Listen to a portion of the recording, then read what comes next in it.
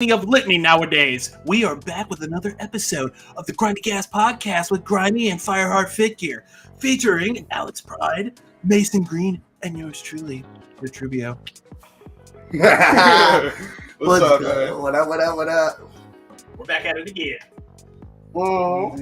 How's your morning going? Morning, well, afternoon now. Fantastic. I got back Already. training at the Muay Thai gym, cracking pads, getting some hands and feet work in. Mostly hands. Felt pretty good. Now just enjoying the afternoon with you fellas. Hell yeah, dude. Hell yeah.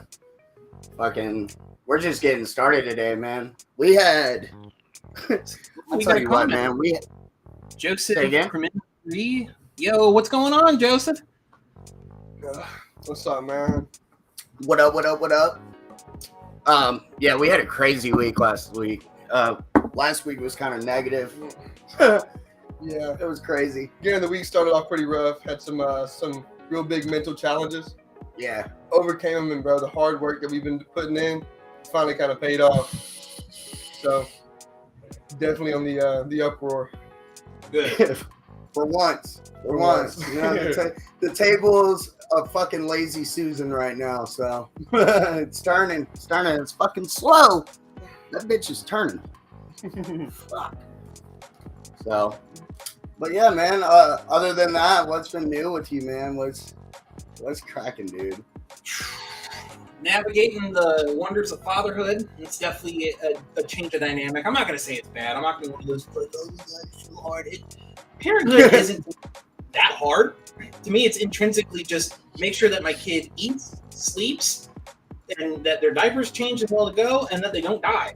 Like at this stage, it's actually pretty simple. So it's just getting used to doing appointments and whatnot, and having to take time to make sure she's good. But I'm starting to establish a more steady routine because the last 3 weeks it has been hellaciously crazy. I've had little to no structure other than the one that I continue to implement in.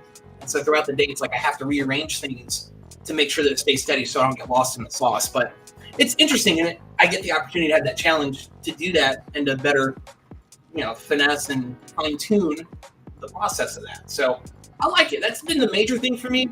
I'm getting back on a daily to weekly training schedule with my Muay Thai gym too. So that feels a lot better. Just when you're missing it, it's like, damn, I'll do home workouts, but it's not the same. It's like being in the environment, especially with being ready to throw hands, get in the ring, and work pads together. It's definitely, the environment is wonderful. So has having the newborn, has that changed your mental on fighting at all? Like when you're in, just smacking pads and stuff. Does it drive you more? Has it affected you in that kind of way yet? So in the overall sense, having a child has driven me to do things even better and greater than before. I was already a high functioning individual. And then once she came along, that just added that extra nitrous to the fuel to just perform and go knock it out of the park every day, especially now knowing that my time is going to be a little more staggered with her in the picture too. Again, not a bad thing, just something to realign and move forward with. So it definitely has put a lot more fire under my ass. And it's like a primordial instinct has awakened in me. And I think it's just like a fatherhood-based one. And, already being attuned to the ways of my family and the ways of our upbringing. We're a pretty traditional family. And we adhere strongly to feeling that connection to a bloodline. It's a thing, and some call it a phenomenon that a lot of people, I feel, get disconnected from. And I am big about knowing your family history, doing things that the family did, because they passed down knowledge for generations that ensured the survivability of families.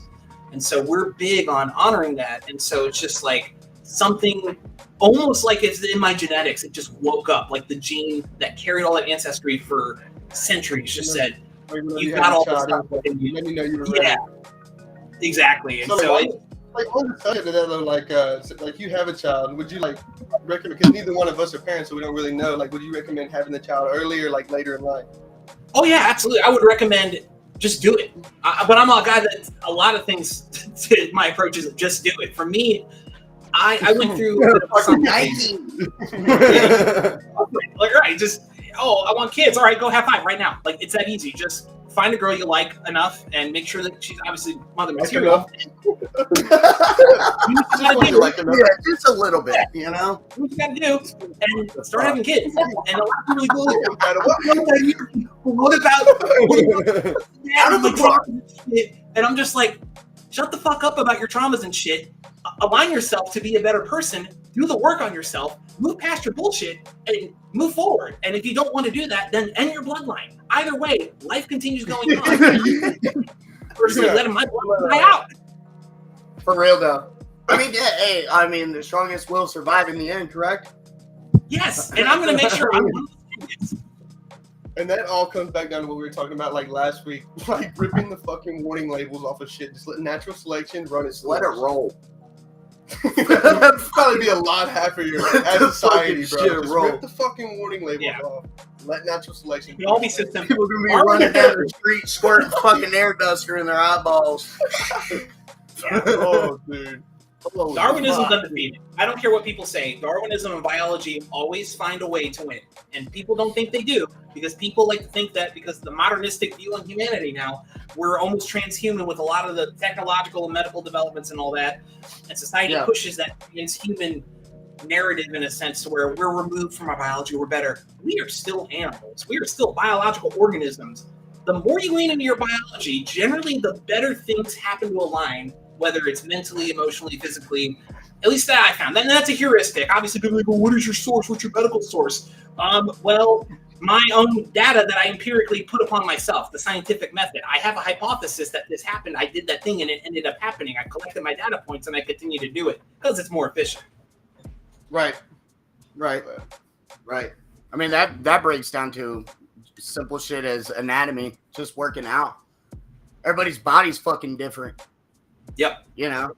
So you can train, like me and him, we train the same. Our bodies are completely fucking different. Completely different. We do the same workouts. We superset the same weight. Everything is the same. The only thing that's different right now is a chest press. And it's by 5 pounds. We eat the same diet. Same diet. Do the same amount of exercise every single day. Sleep schedule's the same. Invest into the same things, like mentally, like. So the fact that, you know, you're kind of living through the same life, you would think your bodies would probably suffice to, you know, that look, you know. Well, I mean, I think it brings it back to saying, like, how people always say, like, well, everybody's body is different. This workout may not work for you. Well, if you stick to what they're doing and do it exactly as they're doing, it will work. Mm-hmm. And you'll get the same exact results. Right? It's a yes and no, because to an extent, people that have vastly different builds, their bodies may just naturally react to more things. So like someone that's overall taller and has a bigger wingspan, they're not going to be the best at bench. Like they could hard work themselves to it, but biomechanically, they're not going to have the same reaction as someone that's stout and barrel chested and just be able to go and if the bar's barely tapping them because they got a short wingspan. They're just naturally going to perform a bench better. So it's to an extent and to nuance. There's the devil's in the details to know. Yes, like the person if they work hard. I suck at bench pressing. I fucking suck at benching. I don't bench a lot at all, dude. At all. What? I benched 215 one time, and that was fucking hard as shit. 205 or 205. 205. Right. And that was also like it was like 4 weeks ago. He could definitely be like do like a lot better. Now he's grown a lot. Who else is on here? Nobody right now. But yeah. But on the subject, like the staying in shape and all, someone who has like grown a lot, dude, Jake Paul. That guy, bro. He was literally like not a fighter. You would never even think he was a fighter 2 years ago. But now look at him. He can actually compete, bro. Yeah. That guy's he can actually compete. Like he's actually putting in the fucking work. Like, yep. I'm not saying like the whole Andrew Tate and him thing is gonna go well for him. I'm just saying the guy can fight, and he's came a long fucking way with what he's done. He's actually put in a lot of fucking work. Yeah, I'm going to be one of the few people that I will go on a record and say that I acknowledge what the Paul brothers have done in terms of going into the fighting realm, because they draw enough ire with the people that they face to where they're like, oh, you're not fighting real fighters. Fuck you, you're a sham and whatnot. I respect anybody that gets into the ring and is willing to go rounds, because fighting's hard. Fighting is fucking hard. And the fact that they're doing it at a level to where they're like the amateur/pro level and be able to, have like HBO and Showtime events for it, I respect that they're doing that, and they're geniuses for that because it gets the attention on them. I mean, obviously, yes, the fighting. Well, I mean, if they're on HBO and like they're on these on pay-per-view and all, then they're obviously fighting real fighters. Yeah, absolutely. I mean, some of them might have been retired for a few years, but a few years is not really a big difference maker in a fucking fighter. Well, hold on. While we're on this subject, I want to see the video of Andrew Tate knocking people the fuck out right now. Right there. Right here. Watch this. This guy, bro. We started like I've got a problem. sitting down watching some cast and all, bro. This guy, Yes, you'll be paid for helping. he's very real. He's a very real dude. The top G. Whoa. Wrong one. Hold up. See right That's there. better. All right.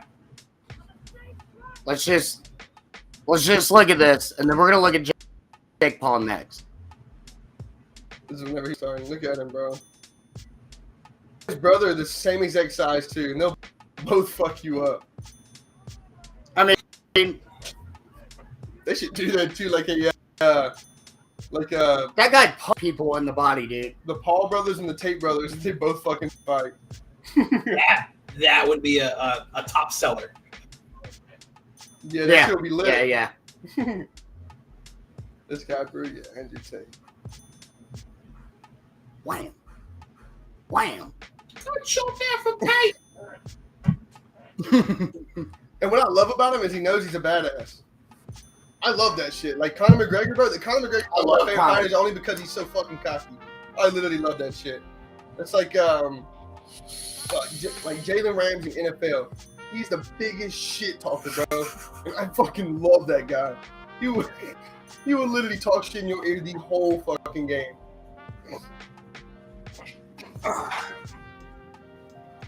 Yeah, man. Andrew Tate. Fucking come back over here. But some of Jake Paul's training. He's been good. See if we got him as But another thing to fucking keep in mind here, Andrew Tate hasn't fought in 5 years. oh, here No, we go. actually, he's fought at least 2 fights since then that I'm aware of. Like Tate has?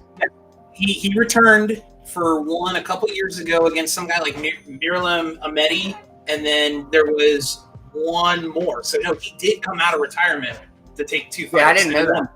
I didn't know that. Did. All right, let's Oh, run shit. Paul real quick.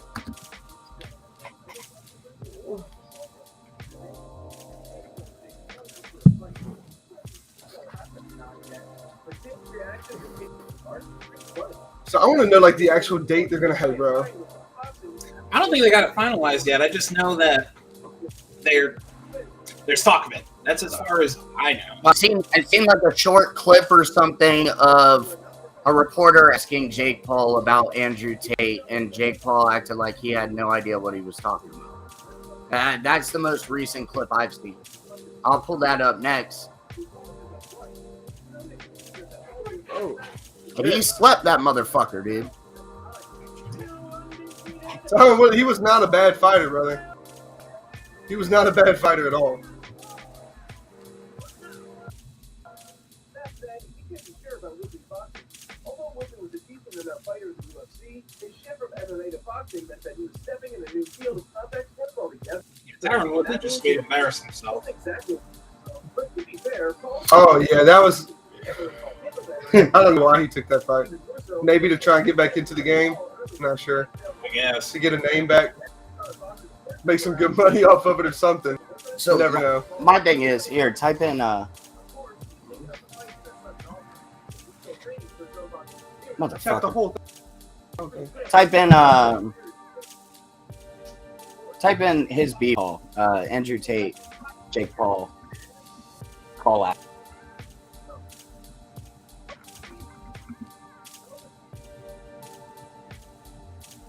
Okay. Oh, yeah, the 3 million. So you're saying Yeah. I don't have 50 million, but I have 3 million. Oh, So it was this one. This is that.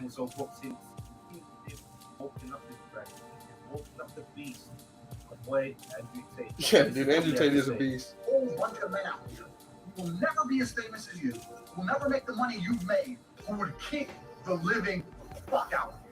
This is the hardest sport in the world. And people dedicate their lives to this. And most of them never get payday. It never pays off for the majority of fighters, who all of which who would fuck you up. I'm one of the lucky ones. A little bit of money. I don't have 50 million to bet with you, but I do have 3 million to bet with you. So this is your offer. $3 million. You put 3, I put 3. Winner takes all. I'm 5 years out the ring. I'm a kickboxer. You're 2-0 in boxing. I'm 0-0 in boxing. I've never even fought boxing. I'm a retired old man. 5 years I've been sitting around smoking cigars and fucking bitches, which are better. I will fight you any day of the fucking week. I love that guy, bro. Yeah. I mean, Says some of the stuff he says. hold on. But there's more to this. To where Jake Paul.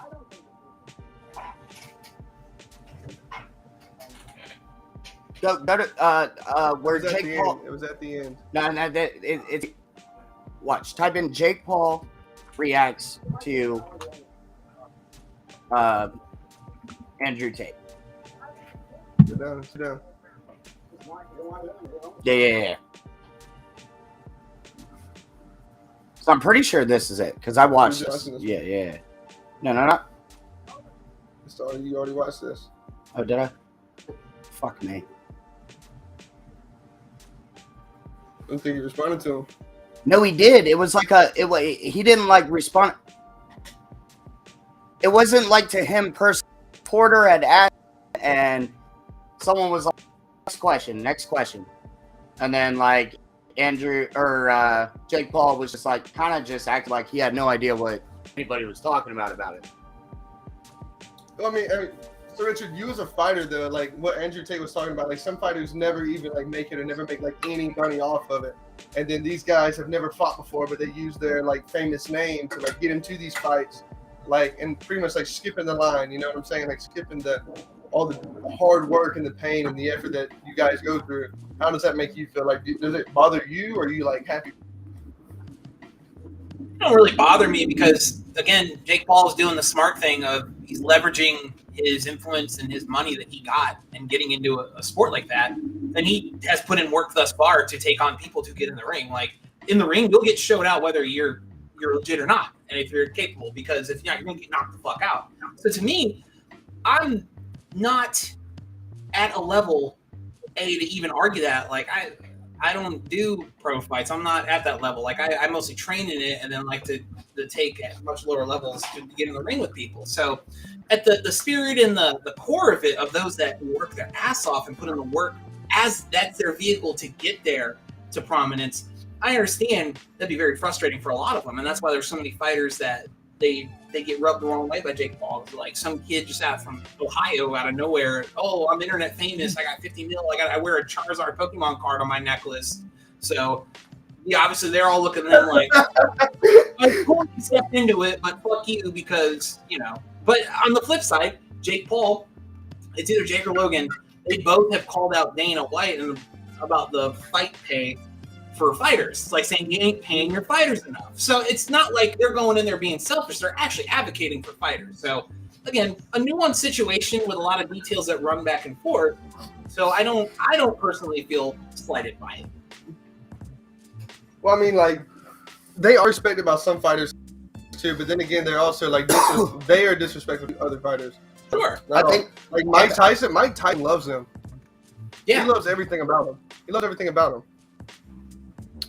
So I mean, they do have the respect from some fighters because, like you just said, they are like helping out the game of boxing and the UFC and just all of it. They're helping it out all again because maybe it was starting to die down, and them doing that could have been like a plan. It could have been planned, you know. Never know.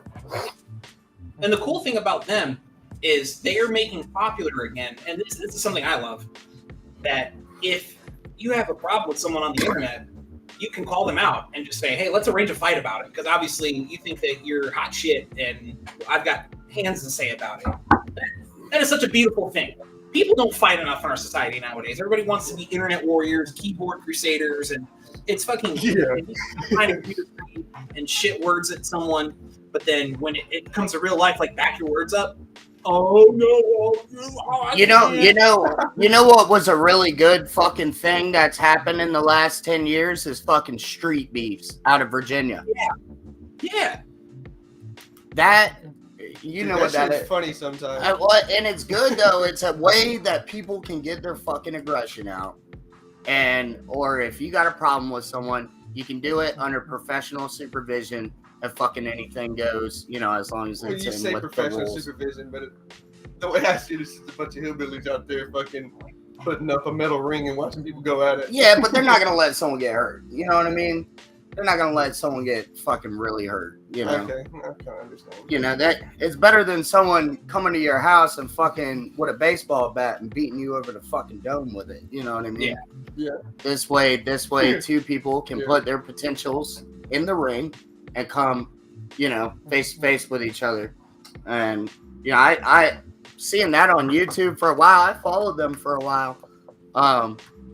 And actually like a few years ago, like 5 or 6 years ago, thought about like emailing them, like, fuck it, let's go out there and scrap for a week or something, But I'd probably get my ass kicked out there, man. Some of them boys can fight. Yeah, it's a mixed bag. You get people that they're just new and they want to get in, and then there's some that they got some experience under their belt. Mm-hmm. Yeah, definitely like that.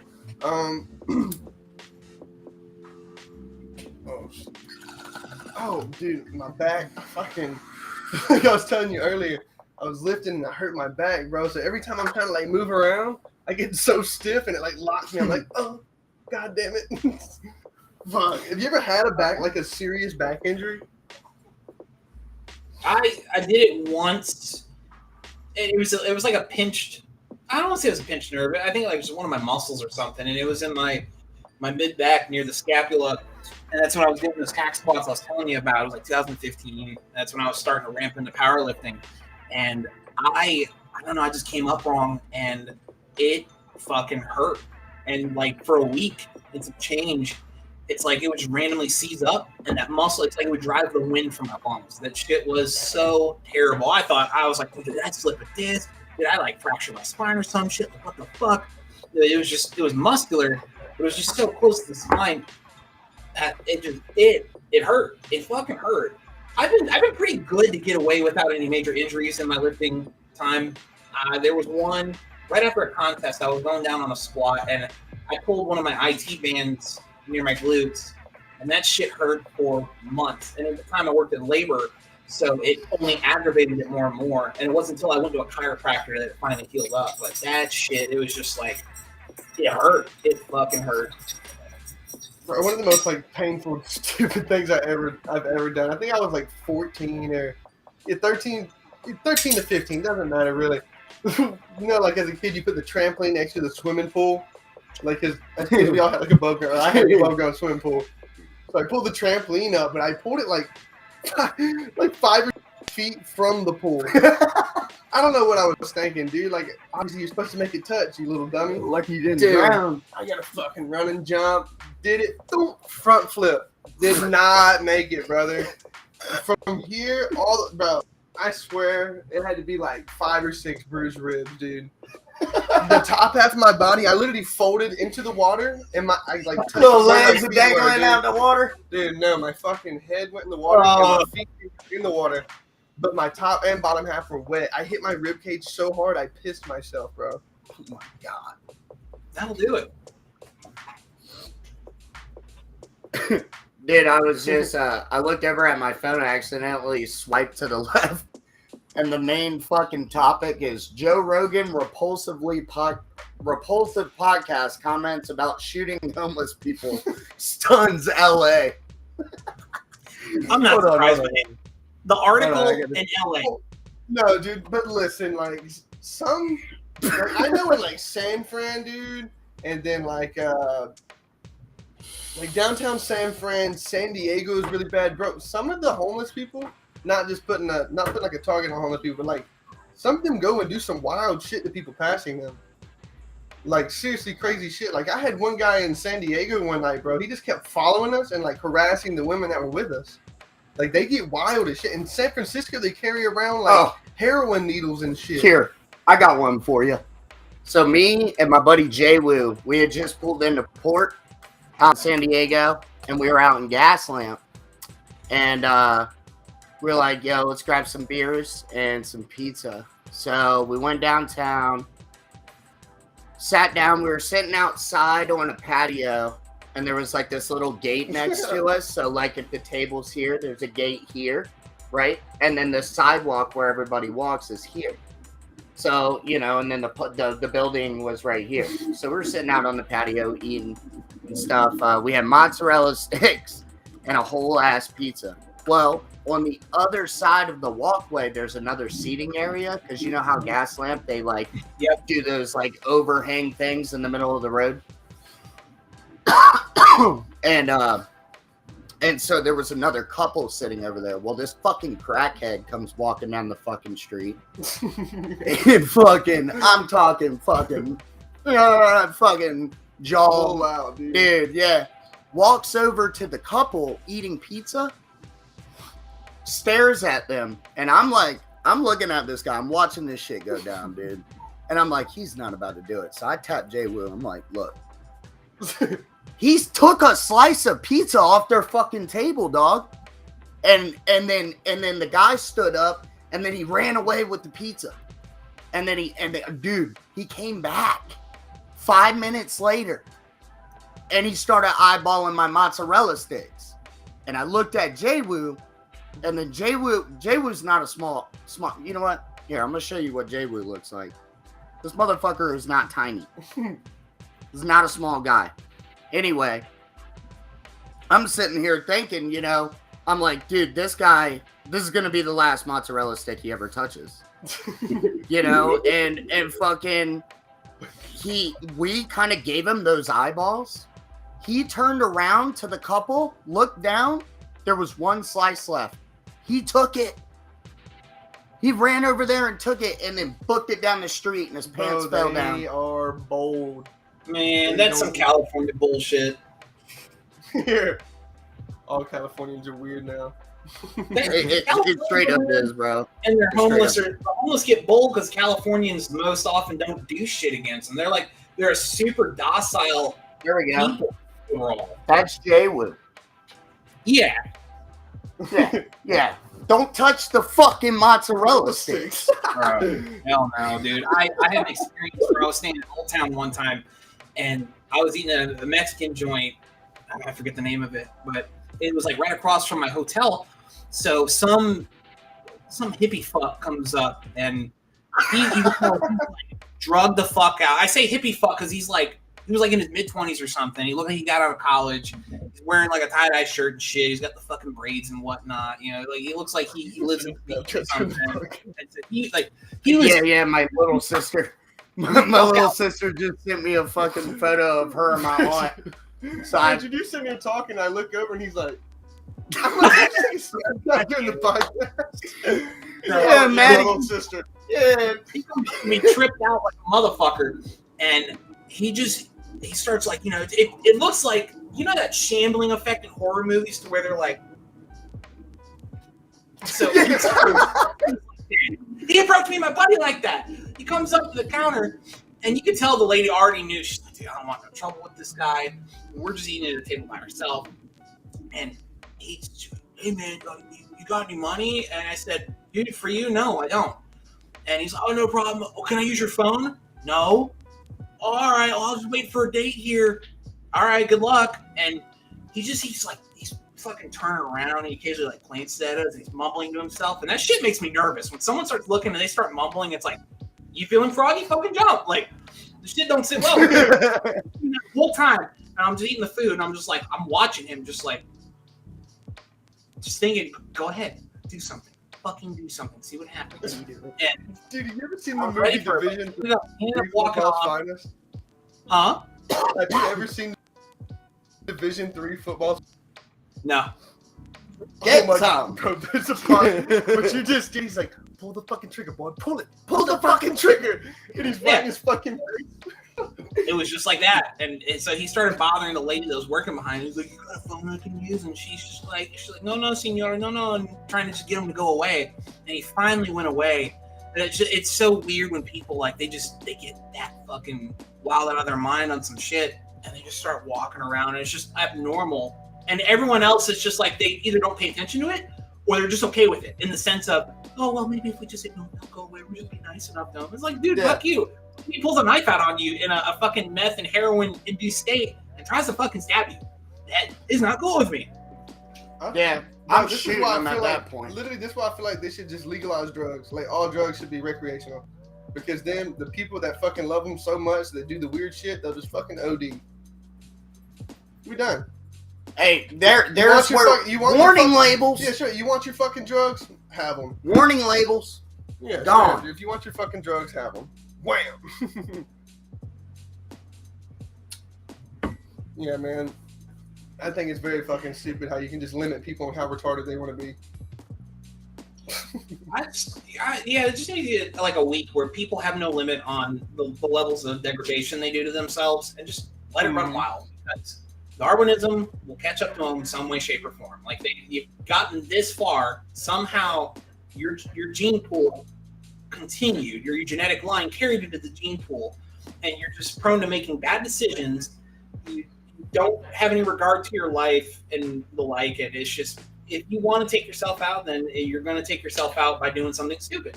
So, well, what's fucking crazy about that though, man, is you can change that. You can change all of that.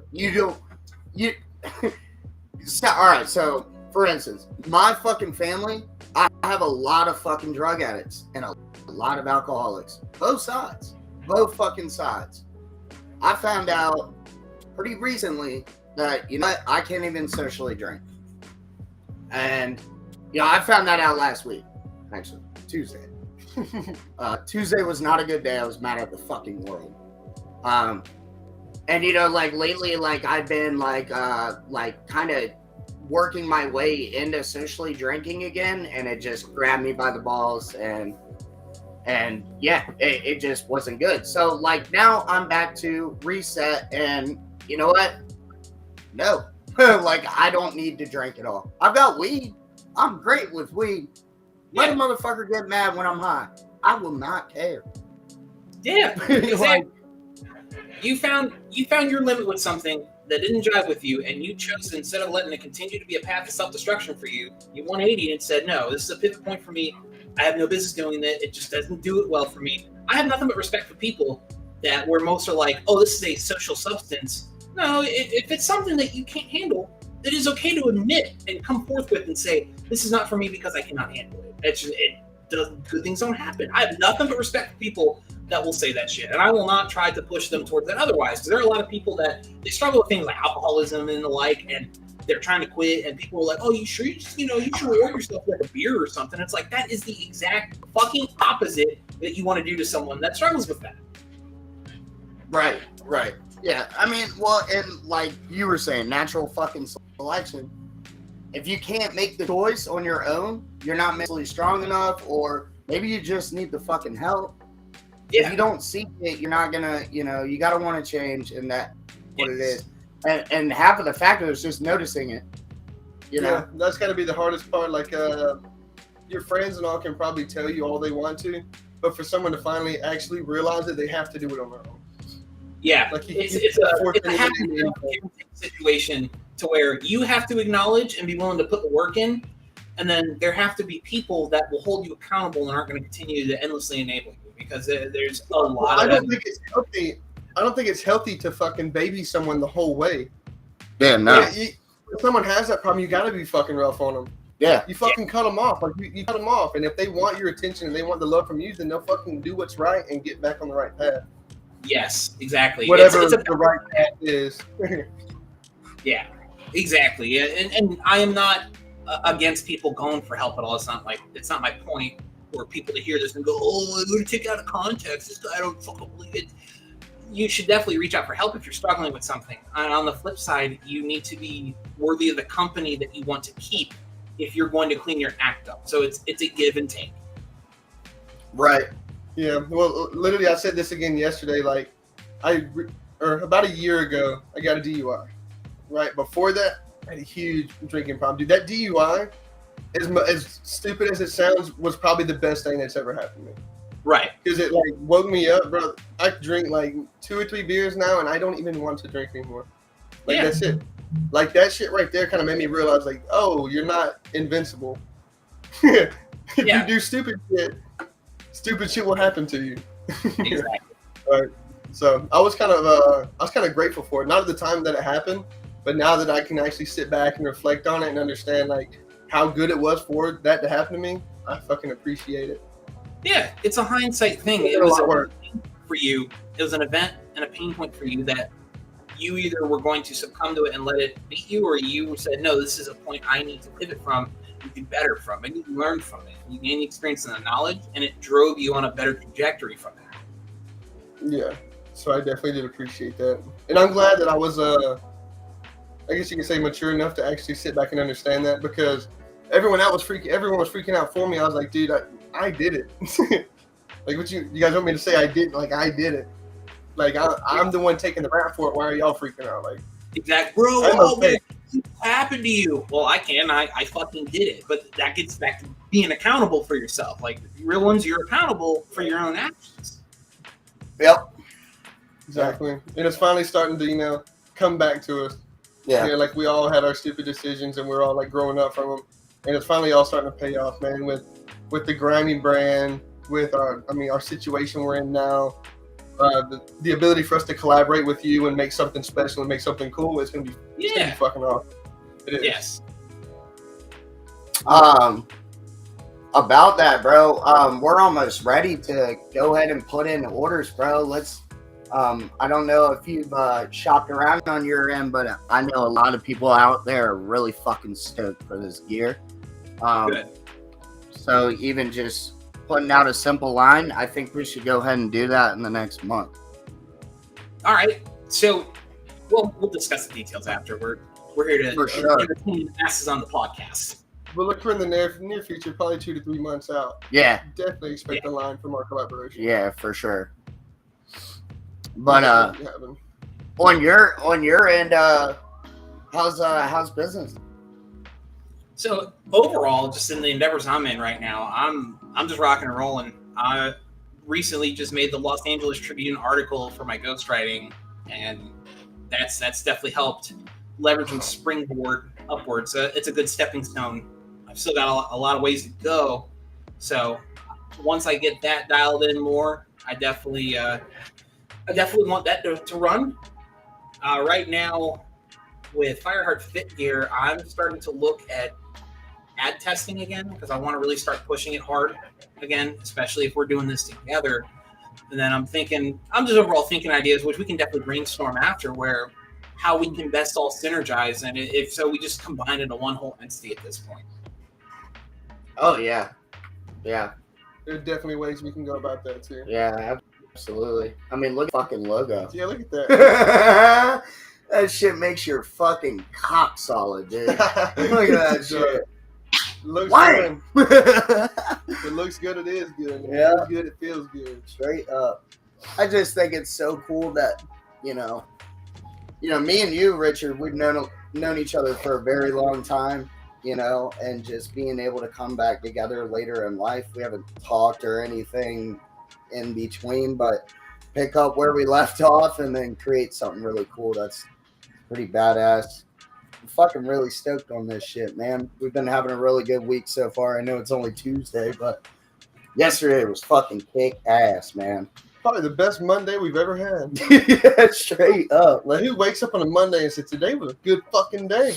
I mean, I'm one of those that does. I'm like, ooh, it's time. We going to pincushion Monday in the booty hole. Let's do it. Oh, shit. Oh, for sure, man. So I'm definitely looking, or we're both definitely looking forward to our future endeavors together, man. Yeah. It's pretty exciting stuff. I think, from where we come from 2 years ago in the military, to getting out, transitioning out, and then to being where we are now is just, it's kind of mind blowing for me to sit back and actually think about like the progress we made. You know, the not just progress with the brand, but progress with ourselves. Like, yeah, it's definitely been a hard thing to gather around and bring together, but now that it's coming together, it's fucking worth it, man. Every Absolutely. fucking day is worth it. Every day. But for sure. But I think that's all we're gonna be able to have on today, because we got to go to this meeting here soon. Like, I think we have a meeting. What time is it? In like 45 minutes. Yeah. So next week we'll definitely have some more things that we want to hit on. Yeah, and also next week the channel's gonna look fucking wild, man. I'm excited for that, man. We might have some prototypes to put out too next stream. Yep. Might have a line leveled up and ready and set as to what we're gonna be putting out. A little preview of what Grimy and Fireheart Gear Apparel is gonna look like. It's collaboration. All right. And also, yeah. So, all right, Richard. Well, yeah, I think we do. We have one in like 45 minutes. But awesome, dude. It was great talking with you, man. Again, have a great week, dude. And let's do it again next week. Oh, you know how we do. Yes, Go ahead and indeed. close us off, Richard, with your smoothness. And this, ladies and gentlemen, has been another presentation and another podcast episode by Grimy Gassed Podcast with Fireheart Fit Gear. More great things to come. More wonderful things along the pipeline to come. Keep your eyes open. Keep your head on a swivel. And keep your hopes up high and your head down low, baby. All right, bro. Well, you have a great All right, fucking rest of your week, man. And everybody else, too. Have a great Tuesday, y'all.